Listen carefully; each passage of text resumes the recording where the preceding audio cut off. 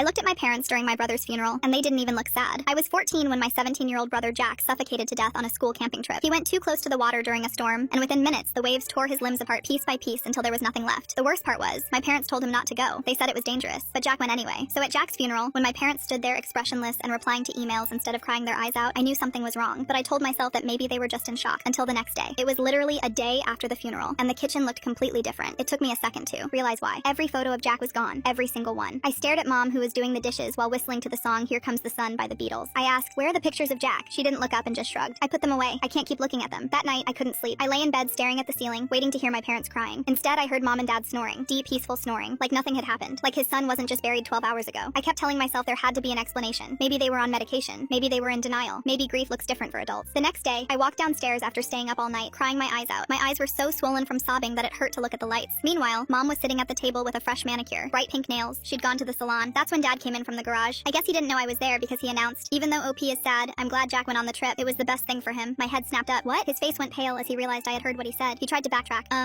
I just meant it was good he got to experience nature, you know? Before I could say anything else, him and my mom just stood up and left the room. I sat there for a long time after that. My hands were shaking. I knew something was very, very wrong. That night, I went into Jack's room. I told myself I just wanted to feel close to him. But really, I was looking for answers. I didn't even know what I was looking for. I just needed something. I sat on the edge of his mattress and curled into a ball, imagining what he'd say if he was still alive. That's when I felt it. There was something hidden under the mattress. I pulled it out, and it was Jack's diary. I immediately opened it to a random page, and what I read made everything make sense in the worst way possible. I thought I was going to vomit. Jack wrote, I found messages on Dad's phone. He's been texting one of his students in 6th grade. The things he was saying to her made me sick, especially when I read the message about having a baby together. I showed Mom, and she told me if I tried to report it, she'd kill me. That was the last entry. I looked up from the journal. My hands weren't shaking anymore. They were steady, because suddenly everything made sense. The photos coming down immediately. The nails getting done like nothing was wrong. Dad sleeping peacefully. Jack was going to ruin Dad by telling the truth, and my parents killed him for it. I don't remember walking to the living room. I don't remember what my face looked like. I just remember standing in front of my parents with the journal in my hands and my whole body shaking. What did you do? Mom's face went white. Dad stood up slowly and asked, where did you find that? I responded, what did you do to Jack? Dad's voice was cold, colder than I'd ever heard it. You don't understand. He was going to ruin this family. I couldn't breathe. Mom spoke next. Her voice was steady, calm. We gave him a chance to change. He refused. I screamed, he was your son. He was my brother. Mom's voice was soft, almost gentle. We did what we had to do. For the family, for you. You'll understand someday. I'll never understand.